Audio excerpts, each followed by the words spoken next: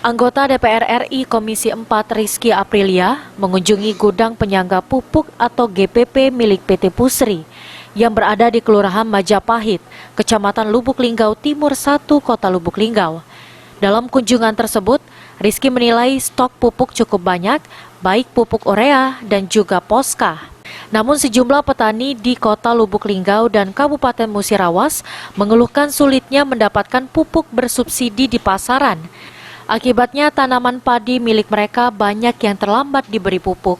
Menanggapi keluhan sejumlah petani tersebut, menurut Rizky Aprilia, tidak semua wilayah terjadi kelangkaan. Namun diakuinya ada beberapa wilayah yang sulit untuk mendapatkan pupuk bersubsidi. Hal itu terjadi bukan dikarenakan kesalahan dari pihak produsen pupuk, melainkan karena kendala teknis yang kurang disosialisasikan terkait teknis subsidi pupuk. Selain itu juga, ia menilai adanya mekanisme yang salah dari pemerintah pusat sehingga banyak para petani yang tidak tahu. Untuk itu pemerintah diharapkan segera mengambil langkah agar hal ini tidak semakin merugikan banyak pihak. Kebijakan Kementerian Pertanian juga harus mulai memikirkan mekanisme apa yang paling tepat untuk diambil. Apakah nantinya pupuk akan didorong untuk komersil?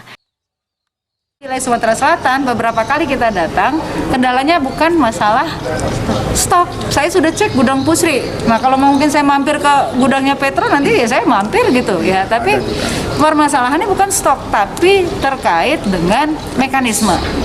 Nah, tadi teman-teman distributor juga, beberapa distributor bilang kami siap. Tapi kembali lagi, ternyata kan penyampaian petani ini bicara kayak kan kerjasama sama Himbara nih, kartu tani, ya kan? Mau digesek nggak bisa, ternyata saldonya nol. Nggak mungkin bisa jadi bukan langka. Jadi mungkin bukan langka masalahnya. Mungkin ada kelangkaan di beberapa tempat, tetapi secara global mekanisme yang salah kalau menurut. Tri Hajaria, PAL TV.